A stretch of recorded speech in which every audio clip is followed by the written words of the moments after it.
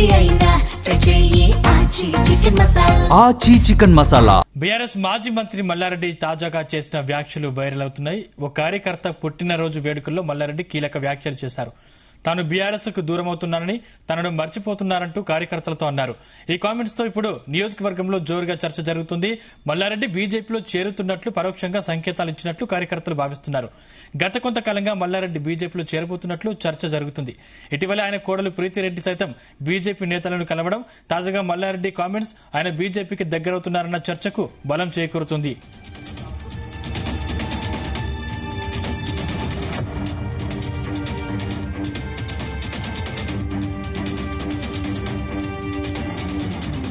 BRS మాజీ మంత్రి మల్లారెడ్డి తాజాగా చేసిన వ్యాఖ్యలు వైరల్ అవుతున్నాయి. ఓ కార్యకర్త పుట్టినరోజు వేడుకల్లో మల్లారెడ్డి కీలక వ్యాఖ్యలు చేశారు. తాను బీఆర్ఎస్ కు దూరమవుతున్నారని, తనను మర్చిపోతున్నారంటూ కార్యకర్తలతో అన్నారు. ఈ కామెంట్స్ తో ఇప్పుడు నియోజకవర్గంలో జోరుగా చర్చ జరుగుతుంది. మల్లారెడ్డి బీజేపీలో చేరుతున్నట్లు పరోక్షంగా సంకేతాలు ఇచ్చినట్లు కార్యకర్తలు భావిస్తున్నారు. గత కొంతకాలంగా మల్లారెడ్డి బీజేపీలో చేరబోతున్నట్లు చర్చ జరుగుతుంది.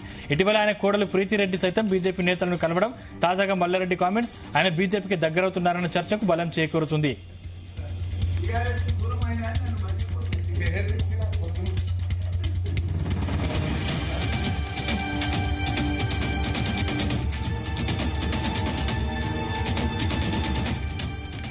ఇదే అంశానికి సంబంధించిన మరిన్ని డీటెయిల్స్ మా చీఫ్ న్యూస్ కోఆర్డినేటర్ రాధాకృష్ణ అందిస్తారు. రాధాకృష్ణ.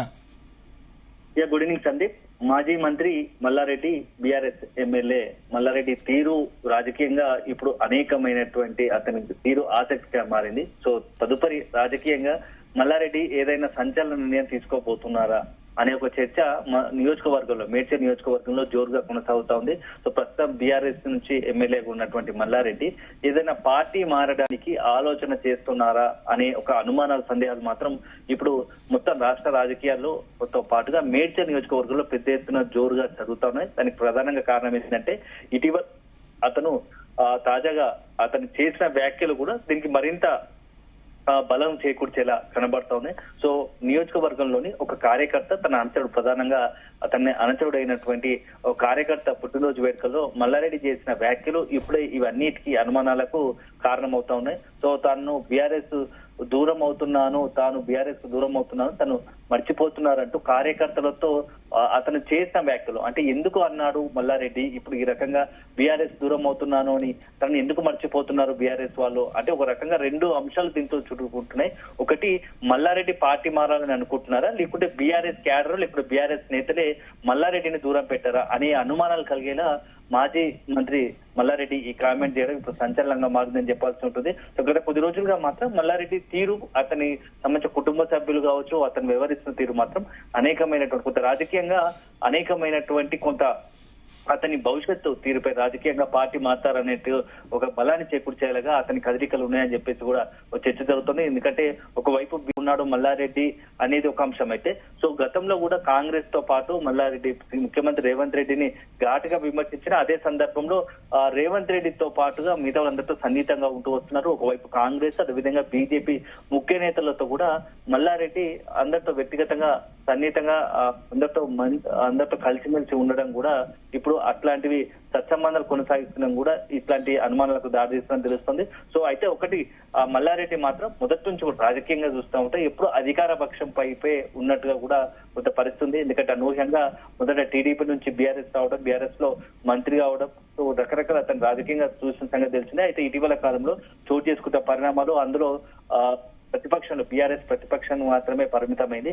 అప్పటి నుంచి కూడా కొంత పార్టీలో మొదట ఉత్సాహంగా ఉన్నప్పటికీ తర్వాత కాలక్రమేణా కొన్ని సందర్భంలో బీఆర్ఎస్ పార్టీకి సంబంధించిన కొంతమంది 10 మంది ఎమ్మెల్యేలు కాంగ్రెస్ తీర్థం పుచ్చుకున్న సందర్భంలో కూడా కాంగ్రెస్ వైపు వెళ్లే నేపథ్యంలో కూడా మల్లారెడ్డి పేరు కూడా ప్రధానంగా వినపడింది. సో హైదరాబాద్ రంగారెడ్డి జిల్లాలో మల్లారెడ్డి కూడా పోతాడు, మల్లారెడ్డి అతనికి అల్లుడైనటువంటి మర్రి రాజశేఖర రెడ్డి ఇద్దరు కూడా కాంగ్రెస్ వైపు చూస్తున్నారు. సో గతంలోనే ఇప్పుడు ఎవరైతే కర్ణాటక ముఖ్యమంత్రిగా ఉన్నారో బీకే శివకుమార్ ను కూడా కలిసిన సందర్భంలో ఇట్లాంటి యొక్క చర్చన జరిగింది.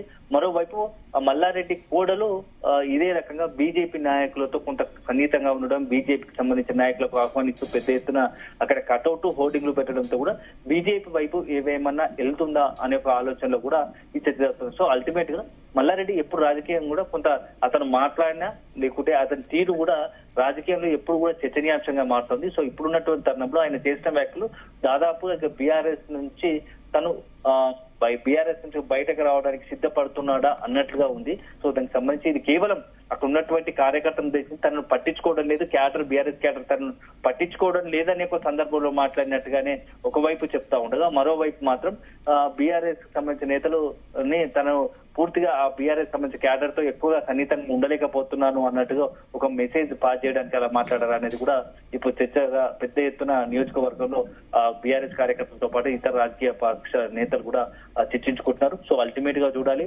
మల్లారెడ్డి భవిష్యత్తులో ఏదైనా సంచలన నిర్ణయం తీసుకోబోతున్నారు, రాజకీయంగా పార్టీ మారడానికి ఏదైనా ఆలోచనలు ఉన్నారా అనేది కూడా చూడాలి. సో అల్టిమేట్ గా మల్లారెడ్డి అదేవిధంగా మర్రి రాజశేఖర రెడ్డితో పాటు భవిష్యత్తులో మరికొంతమంది కుటుంబ సభ్యులకు తమకు సంబంధించిన కోడలుతో పాటుగా మరొకరికి కూడా టికెట్లు ఆశిస్తున్నట్టుగా, ఎంపీ ఎమ్మెల్యే టికెట్లు ఆశిస్తున్నట్టుగా కూడా పెద్ద ఎత్తున చర్చ జరుగుతుంది. సో ఇప్పుడున్నటువంటి పరిస్థితుల్లో మల్లారెడ్డి కనుక ఏదైతే పార్టీకి వెళ్ళాలనుకుంటే బీఆర్ఎస్ తో పాటు బీఆర్ఎస్ తో ఒకవైపు చర్చలు కొనసాగిస్తున్నా కానీ ఇప్పుడు ఉన్నటువంటి అదనంగా సీట్లు కావాలంటే బీఆర్ఎస్ ఏ మాత్రం ఒప్పుకుంటుంది, బీఆర్ఎస్ సంబంధించి ఒక అంశం అయితే ఇక నెక్స్ట్ బీజేపీ కాంగ్రెస్ ఉన్న అవకాశం ఉంటుంది. ఎందుకంటే బీజేపీ నుంచి కొంత కాంగ్రెస్ ఇప్పటికీ అక్కడ అంతా నేతలు కూడా ఫుల్ఫిల్డ్ గా ఉన్న నేపథ్యంలో అవకాశం ఉంటే బీజేపీ నుంచి కొంత తమ అనుకున్నట్టుగా కూడా తమ కుటుంబ సభ్యులు ఇప్పుడు ఉన్నట్టు వారితో పాటు మరి కుటుంబ సభ్యులు ఒకరిద్దరికి కూడా అదనంగా సీటు బీజేపీ నుంచి వచ్చే అవకాశం ఉంది. బీజేపీ నుంచి కూడా కొంత సానుకూలంగా అక్కడ నుంచి అవకాశం వస్తుందనే ఒక చర్చ ఉన్న నేపథ్యంలో బీజేపీ వైపు వెళ్తారా అనేది కూడా ఒక టాక్ నడుస్తుంది. సో అల్టిమేట్ గా చూడాలి.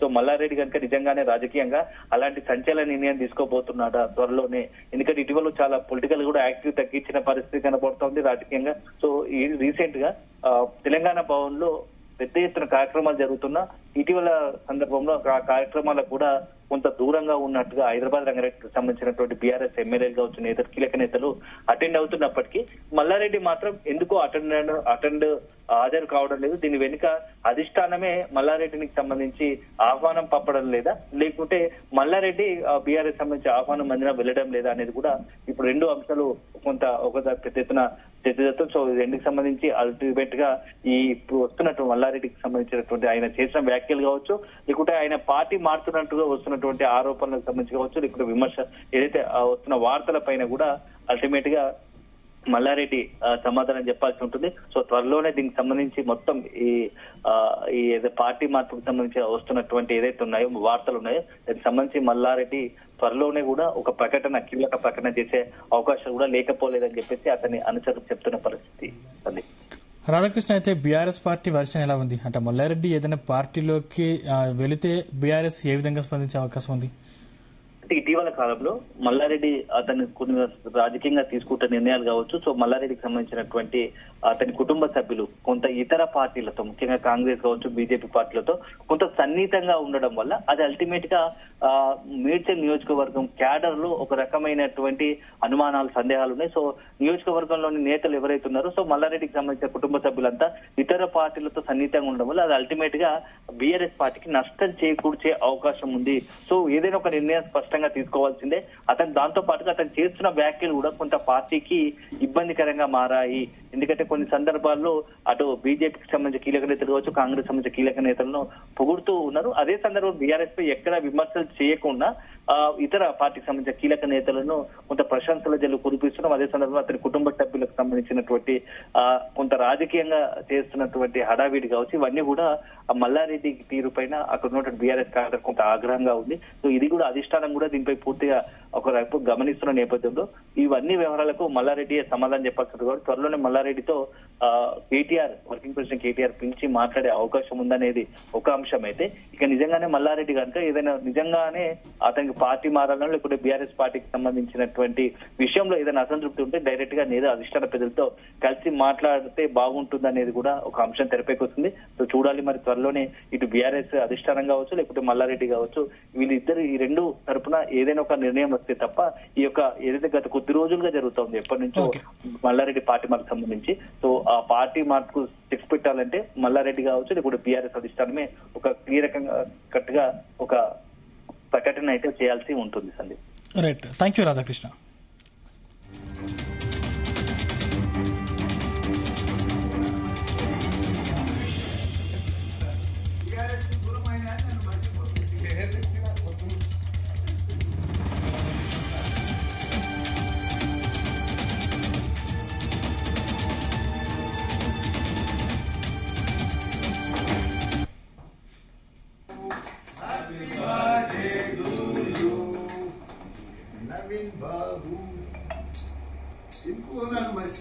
నేను పాత టీఆర్ఎస్ కు దూరం అయినా అని నన్ను మర్చిపోతుంది.